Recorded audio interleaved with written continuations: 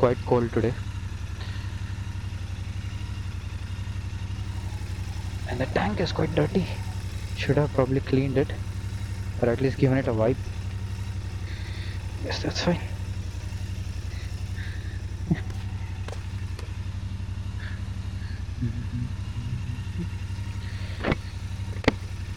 I cleaned my bike visor yesterday, the helmet, and I can see it. I can see the difference right now.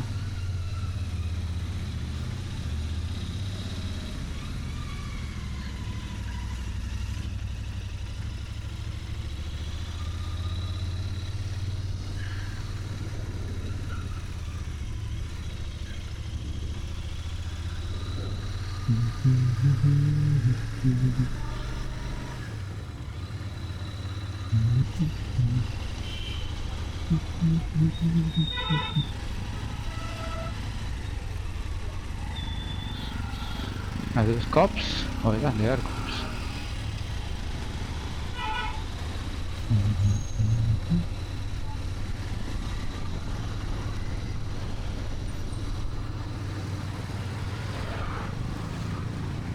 I don't remember the exact rules, but from what I remember, the rules for the police has changed a little bit.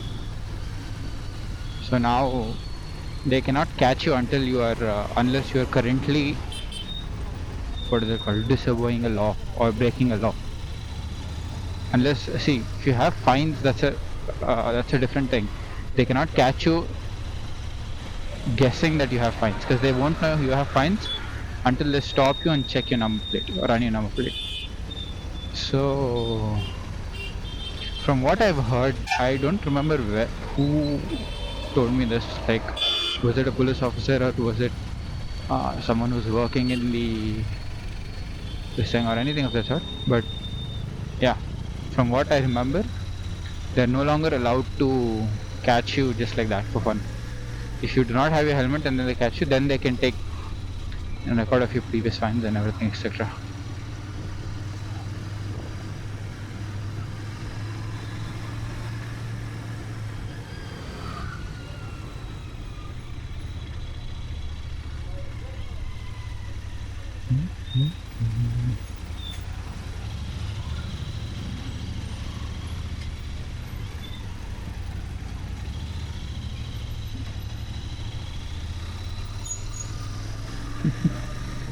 We do get stairs on the bike. I think it's mostly, like I said, it's mostly because of that big camera that's in front of the helmet. Not necessarily only the helmet, but yeah. Bike does give you, like, I'd say bike contributes to like 60% or 40% actually, and the other 60% is contributed by the camera. But honestly, I feel like if you are riding a bike, you should 100% get a camera, guys.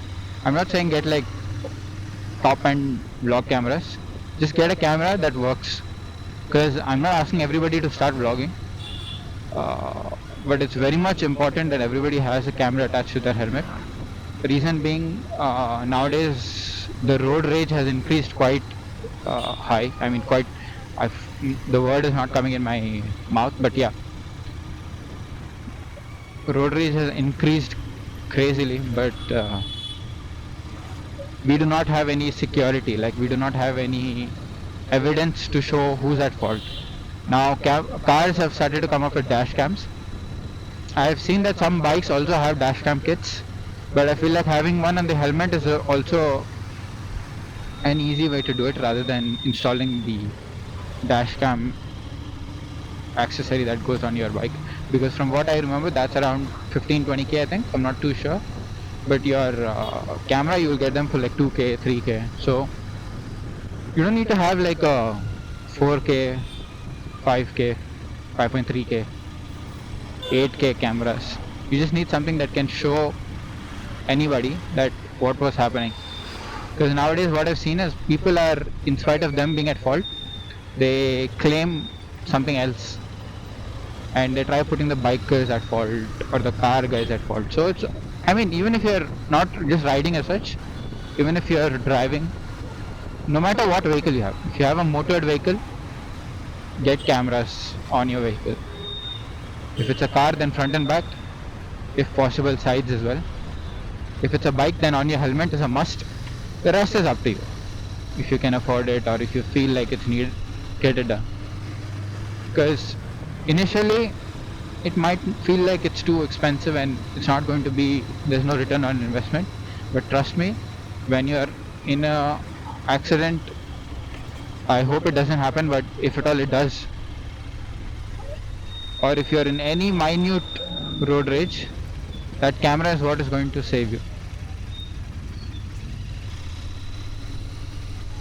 I see sugar canes coming in. That's beautiful, guys. I really like eating sugarcane. Sugarcane and sweet potato. OG dish. Well, they don't come as a dish, they come as snacks, but yeah. Munching. Festive season. Seasonal snacks. Best. I don't know how many of you are aware of this tradition, but in Pongal what we usually do is, in a pot, a clay pot, we put some sugarcane, some sweet potatoes, and we have something called anapkailu. I don't know what it's called in English. Hold on, let me think. It's not beans. It's something that looks like beans. I'll put the English word in subtitles. Yeah, so we have something called anapkailu, and we put all of that into a clay pot, and when we boil it together for a while, we even boil sugarcane. Yeah, and what we do for the sugarcane is, we don't boil the entire thing like lengthwise. Of course it won't fit in a clay pot, so what we do is we chop them into tiny pieces. I think you can call it as one portion, because you know how sugarcane has like these partitions sort of thing, right? So what we do is we cut them into one or two at max, and then two of those will make enough for everybody to eat. Like everybody gets one or two sugarcane pieces and one sweet potato and some. The thing is, not everybody likes eating it in our family, but yeah, it's been a while actually since we've done it last. I think the last time we did it was about 3-4 years back, I'm not sure, but yeah, it's been a while. Let's see if we can try accomplish the same this year. I mean, everybody is busy with their work. Everybody has their own set of things to worry about in their day to day. So people kind of now don't have much time or the mental peace to focus on or have some fun. That's at least my side of family. I'm not sure how you guys are doing, but yeah. And families are also getting more nuclear nowadays. That's what I've noticed. Most of the families are preferring being small than having a giant family. I guess they have their own pros and cons. Let me know in the comments what you guys think is the ideal family for you. Like the number of members, where exactly, city, outskirts, or etc, etc. Just let me know what is according to you the ideal family count, the number of people should be in a family. Do you prefer a joint family or a nuclear family? And I shall reply back to you guys, and I would like to see what you guys think of that. Yeah, those who stay in Bangalore, no? Let me know what's your favorite place for biryani, dude. I've been eating homemade biryani and it's really nice. Once in a while I like going out for biryani as well. Biryani is my favorite dish for those who haven't understood by now. And I've explored a few places.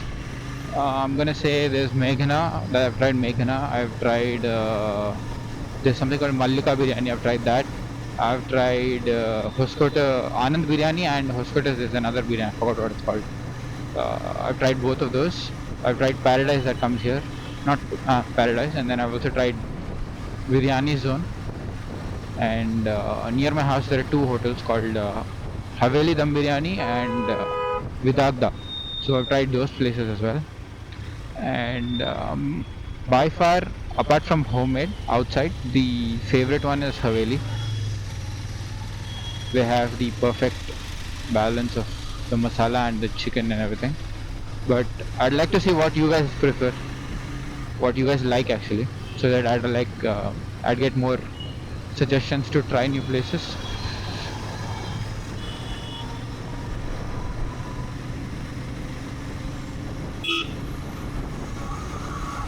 And I do not like the smell of alcohol or cigarettes, so please suggest biryanis in places where this isn't very common. I mean, I know that now most of the people do smoke and drink alcohol, and it's almost there in every restaurant or every corner you go. But suggest places where it's minimal.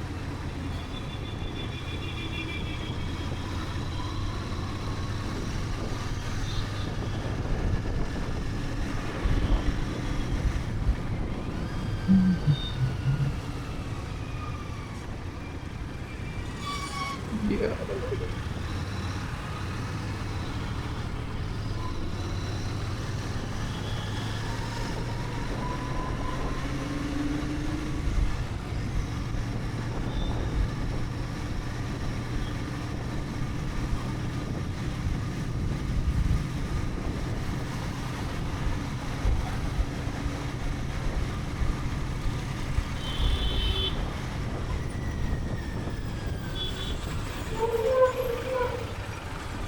It's for 100 rupees. What is 100 rupees? Phone covers. Uh, I think everything there was 100 rupees. Probably. Like a dollar store, this is a 100 store. Everything you see there is for 100 rupees. Also, it's getting more and more dark. I mean, of course, sun is about to set. It's the sunset time. So I hope the video doesn't get too dark. I don't want to switch camera modes between the ride, because that kind of spoils the flow of the video. Let's have to stop for that. So this that.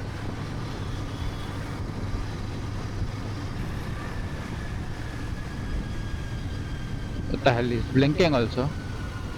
I was fine with it until it started blinking.